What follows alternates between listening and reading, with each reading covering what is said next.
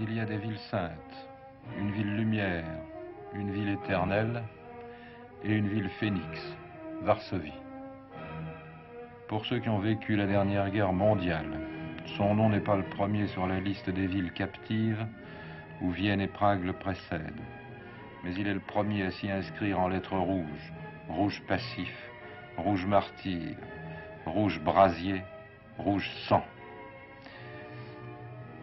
Qui le devinerait aujourd'hui, devant la jeunesse des visages et des rues, la beauté tranquille des places, la masse dominatrice des bâtiments modernes, qui donnerait à penser que Varsovie est sortie de la tempête avec un supplément de perspective et un énorme surcroît d'étages.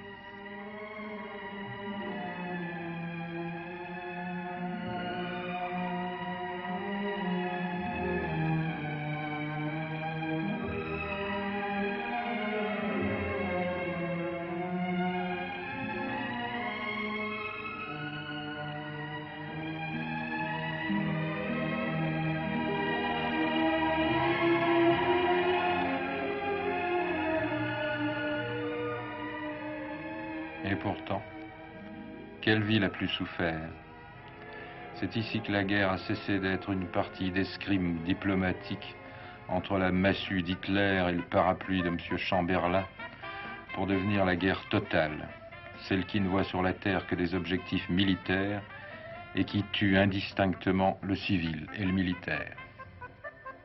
C'est ici qu'a commencé, après bombardement, destruction, occupation et ratissage, l'escalade de douleur qui allait aboutir, alors que l'Allemagne nazie avait d'ores et déjà perdu la guerre, aux deux plus grandes tueries systématiques du siècle, l'anéantissement du ghetto, l'extermination des héros de l'insurrection, au milieu d'une boucherie de population sans autre exemple en Europe.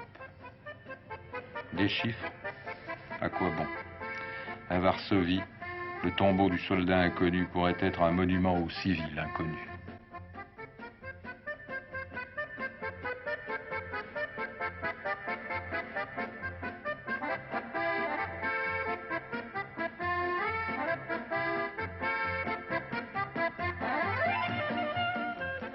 Après le massacre, la ville n'était plus. 90% de ses bâtiments avaient été détruits, soit 30% de ce que l'on appelle le feu de l'action, et 60% de sang-froid, par des commandos spécialisés dans l'équarrissage des villes mortes et munis de l'outillage nécessaire non seulement pour abattre les murs, mais encore pour oblitérer le système nerveux souterrain des cités modernes. Bien entendu, les édifices à caractère historique furent l'objet d'un traitement tout particulier de la part de ces spécialistes de l'effondrement. Quand on prétend écrire l'histoire nouvelle pour 1000 ans, on ne saurait prendre trop de précautions contre l'histoire ancienne.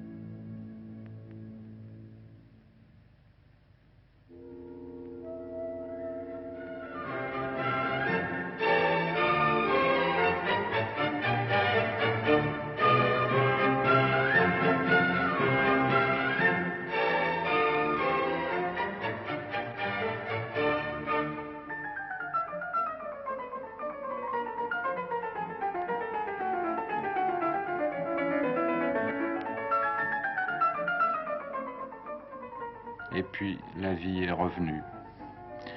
Elle a recommencé à couler dans les rues désencombrées. La ville, pierre par pierre, a retrouvé son ossature, ses façades, son visage.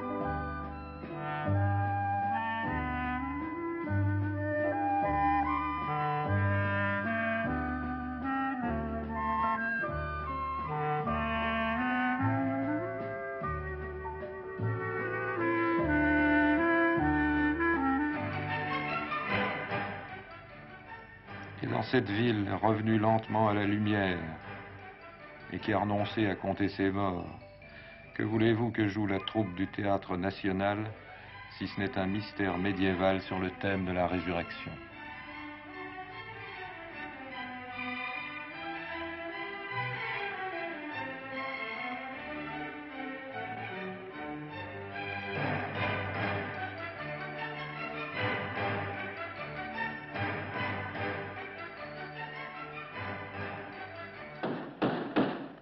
Podnieście się wrota brany na wszystkie piekielne strony, z tymi swymi zawiasami, z łańcuchami, zaporami.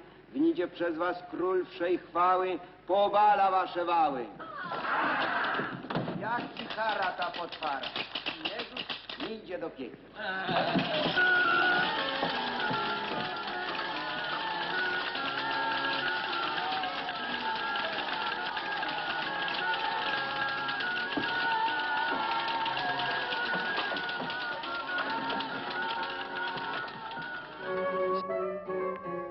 Au bout de cette allée, plantée, dit-on, par le roi Jan Sobieski, du temps que les rois croyaient avoir le temps de se préparer un peu d'ombre sur la terre, le château Villanouf parle, tout seul au fond d'un immense jardin, des bonheurs et des malheurs de l'ancienne Pologne.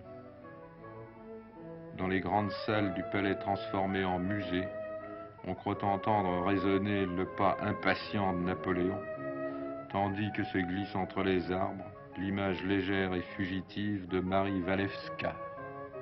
Rêvons.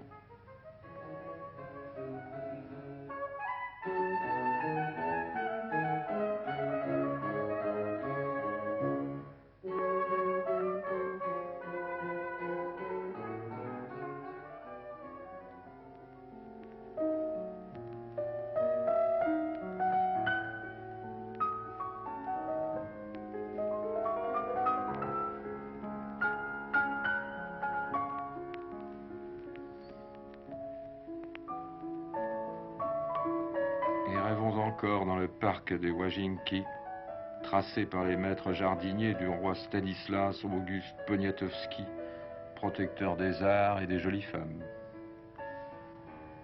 Qu'est-ce que Varsovie? Qu'est-ce que la Pologne?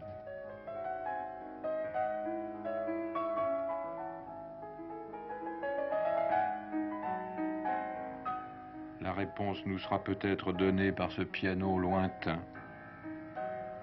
Écoutez Frédéric Chopin.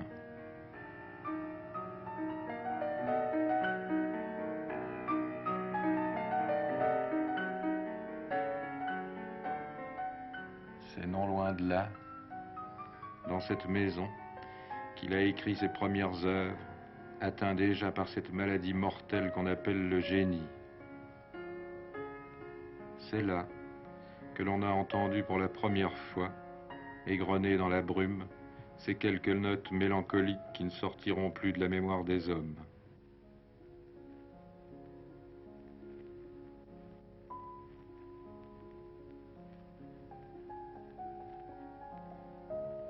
Et c'est là que la Pologne nouvelle vient encore écouter parfois, l'oreille tendue, le murmure insistant de ses espérances éternelles. Mais qui sait ce qu'elle retiendra de ce nocturne apaisé sur d'épouvantables souvenirs?